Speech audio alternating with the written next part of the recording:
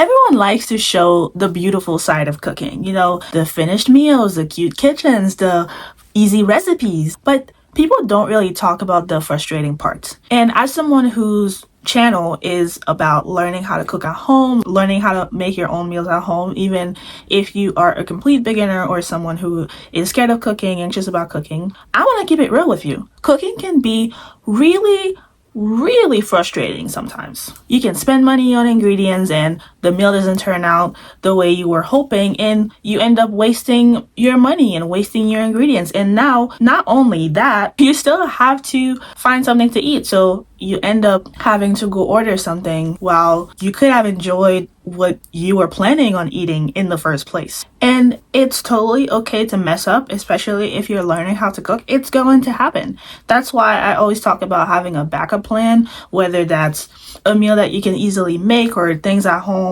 things that you have in your pantry that you don't need to you don't necessarily need to cook them to eat them, or even having backup like places you can go and you know exactly what you can grab from the menu that's not only gonna satiate you, not completely throw off your health goals and your financial goals. Having a backup plan is really important to, you know, help you keep your sanity when things don't go as planned in the kitchen, because that's gonna happen, especially if you're just starting your cooking journey. The other thing is the dishes.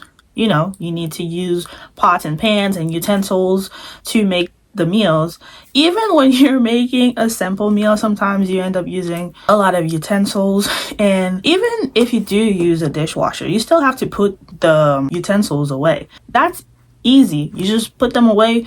The dishwasher does the job. All you have to do at the end is take them out and put them back where they belong. If you're hand washing everything, it can be very frustrating having to do that after you cook. And I don't know about you, but I don't really like letting my dirty dishes stay overnight in the sink, because you know that attracts bugs and they can just keep piling up over time, and then down the line you have to do way more work than if you just washed a couple dishes you had in the first place. So save yourself the trouble, and if you have the time, because I know some people have kids and stuff like that, they can't always do everything in the moment. And if you don't, even if you don't have kids, sometimes you can't always do things in the moment, not just because of that, but also, let's say you made rice.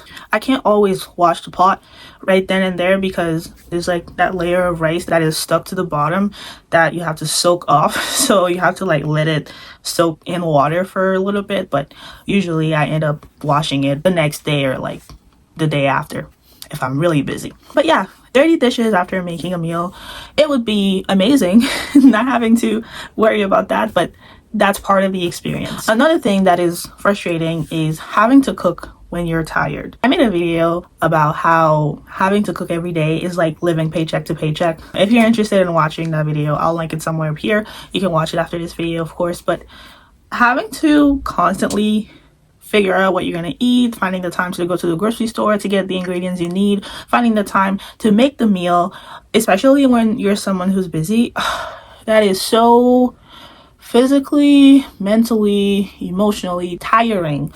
And just thinking about it and just bringing it up, I feel tired just saying that. Because imagine you wake up, you have to figure out what you want to eat for breakfast, and then you have to make breakfast, and then you go to work. You have to figure out what you want for lunch. If you didn't bring lunch, then you have to go get the lunch, and then you have to eat it. And then when you get home after a long day, and then you have to figure out what to cook for dinner, you have to make dinner, you have to do the dishes, and then oh my gosh, see, just even talking about it, it is tiring. So I always recommend either like meal prepping or having your go-to places that you order out, or let's say you combine home cooking and ordering out. Let's say you meal prep some meat, some veggies at home. You can, I don't know, grab something to eat with it, or I don't know, whatever whatever helps you, whatever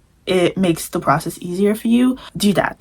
I'm just talking about the frustrating aspect of having to constantly do that. And even if you're ordering out, you still have to decide what you want to eat. And trying to order from some places is a whole battle in itself, because why is your menu 100 pages? The Cheesecake Factory, am I in you?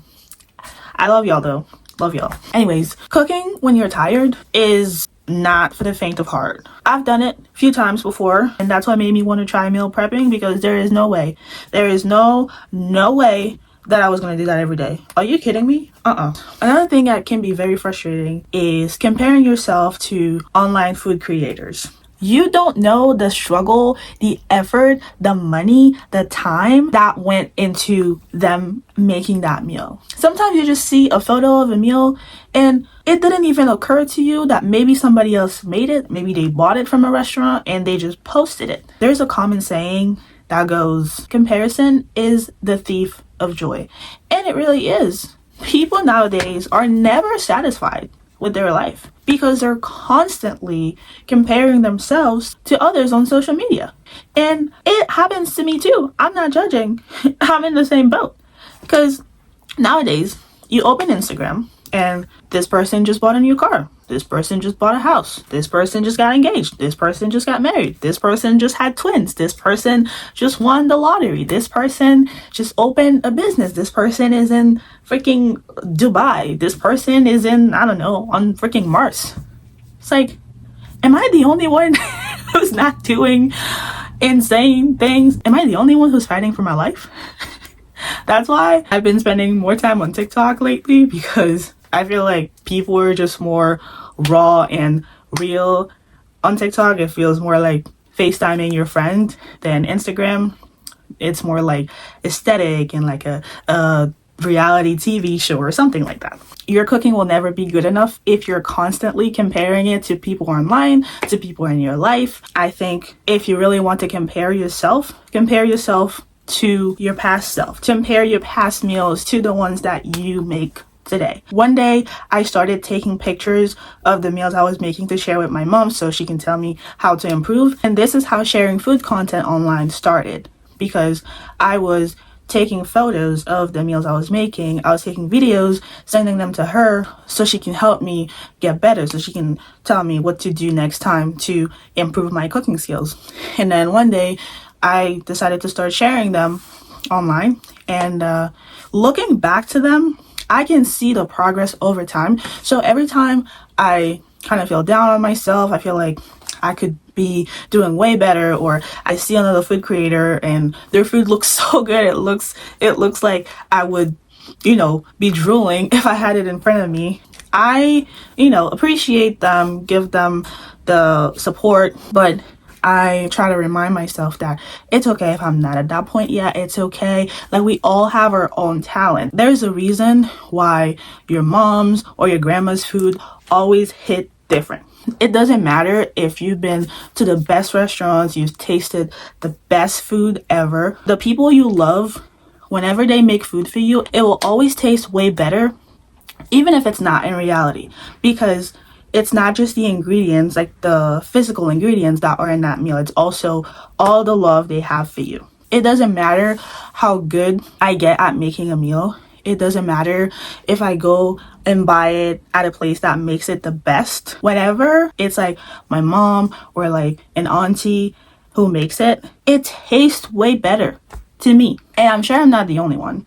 It's because you have a personal connection with that meal. So enjoy that personal connection with your own meals. You're pouring effort into it. You know how hard you work to make that meal happen. Why would you ruin that by thinking that it's not as good as this person's? So what? You made it. You took the time to do it.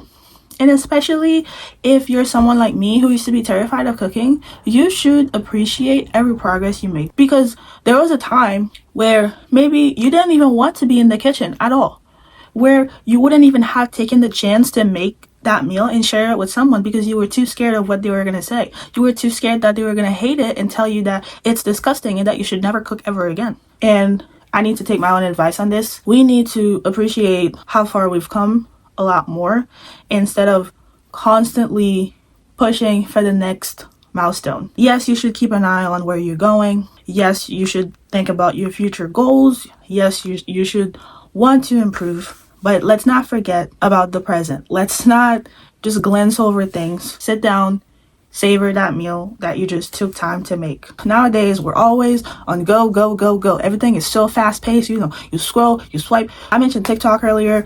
We can watch so many videos in an hour. Like, you can watch hundreds of videos in an hour on TikTok. That's why it's so addicting. Everything is so like quick, quick, quick. And if you don't like it within the first 3 seconds, boom, gone. People have the attention span of a fish. Of a what's that fish? Is it gold? Like a, what is it? A red fish? Orange? I don't know. Whatever color it is. Goldfish. Red fish. Anyways, yeah, the saying is that people have the attention of a goldfish nowadays. But let's do better. And me included, okay? Me included. I'm not dissing y'all. I'm in the same boat, okay?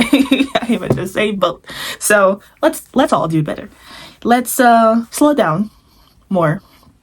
Let's enjoy things more. I know there are parts of cooking that can be very frustrating, like I just mentioned, but the messy middle is part of the process. Nothing is perfect, because otherwise things would be way too easy in life. And whenever something's too easy, like, people end up getting bored. And yeah, so even though it can be very frustrating, there are a lot of benefits to cooking your own meals at home. I actually made a video about it, 10 reasons why learning how to cook is worth it. I'll link it right here. I think you're really gonna enjoy it. So I'll see you there. Bye for now.